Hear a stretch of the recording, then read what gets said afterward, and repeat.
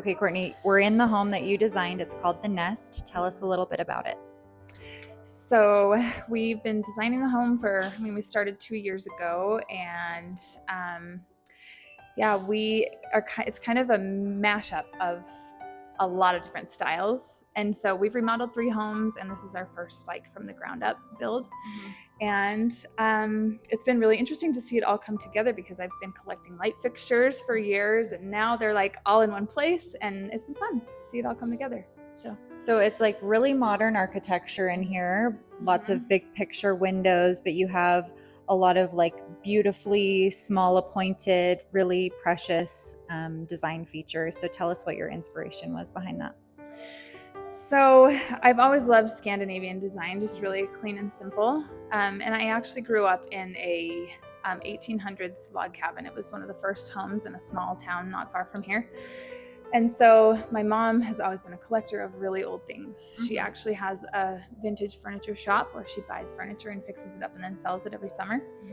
So I think that's kind of where the collecting has come from, of all the older pieces. And then the architecture, especially the outside, is just really clean lines, Scandinavian design. And then the inside, there's a little bit more European inspiration. These lights are from a schoolhouse from the 1920s. And then we have chandeliers that are they're 100 years old. So, and then we also have a couple of step down areas. So 70s style things that we've had in homes that we've loved in the past. So kind of just smushing everything all together in one. Yeah, there's some, the pocket doors in the, off of the piano room. Were those from an older home, or are those new? Yep, those are new, and we kind of stained them to look really old. Same thing with this island, and I was not afraid to mix woods. I love a natural light wood floor, but I also wanted heavier pieces like my island to look like a piece of furniture. So although it's brand new, it looks like it's old and kind of goes with some of the older fixtures in the home. And this was one of the most unique kitchens that we saw, and I think it does speak to a lot of people's style, and what we're seeing trending now is this minimalism that also has a lot of character in it. So the choice on this side not to do any upper cabinetry, to make this a furniture fixture. Tell us about some of the other parts of the kitchen, like the porcelain countertops.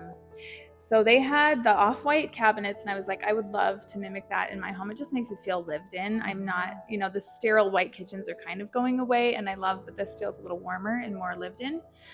And the stove, same thing. I picked blue, and then 3 months later, I was like, I don't know if blue was the right color. Can we change it? No, you can't change it. Okay, we'll just roll with it. And then porcelain countertops, I wanted something with a little more movement in it because, again, I didn't really want that sterile look. I wanted it to feel more comfortable. And then the butler's pantry, some things that are trending out, so to speak, like the, small desk areas and some of the smaller spaces. Kind of talk us through those.